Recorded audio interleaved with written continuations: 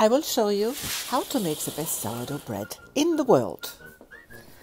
Besides flour, water and salt, you need love and patience and lots of time. Let's get started. Take 150 grams of good rye flour, 150 milliliter of warm water and 1 tablespoon of our sourdough starter. Mix well. The flour must be absorbed by the water completely. Now let your bread dough rise till it's doubled at a warm place. In a separate bowl, mix together 470 grams of white bread flour, 330 milliliter of cold water and 15 grams of salt.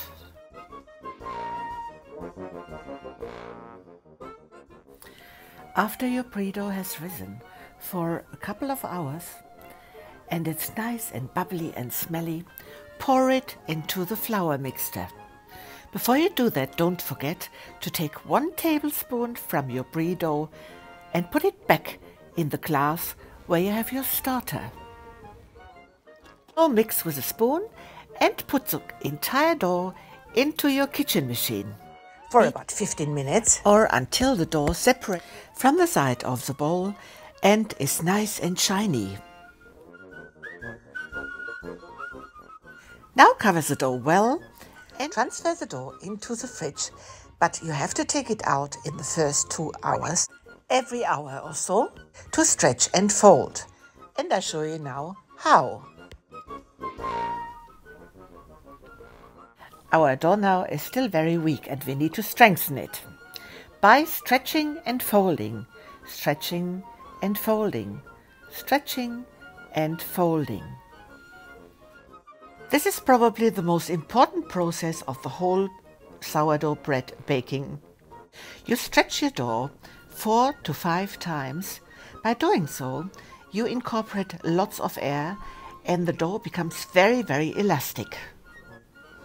Don't forget to do that 4 to 5 times, and in between, leave the dough to rest for about 30 minutes. Then your dough should look like this. Nice, shiny and strong. And now give it a little bit more attention.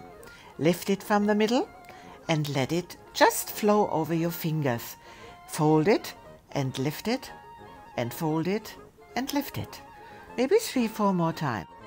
Now look. After 24 hours in the fridge, look how nicely the dough has risen. Now I transfer the dough into a bowl with some flour. And now we are ready to shape the bread.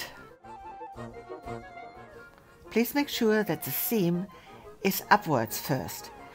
Then turn it around and roll the bread until it reaches a nice shape and the surface is strong and doesn't break.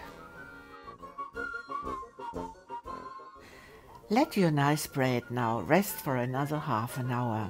Transfer it to a pot or a basket. In the meantime, preheat your oven to the highest heat you can reach. Mine is 230 degrees. Put the cast iron pot with the lid in the oven to preheat as well. Then transfer the bread into the pot. Put the lid on immediately, back in the oven and bake for 20 minutes. Then take the lid off and bake for another 30 to 40 minutes. It depends on your oven.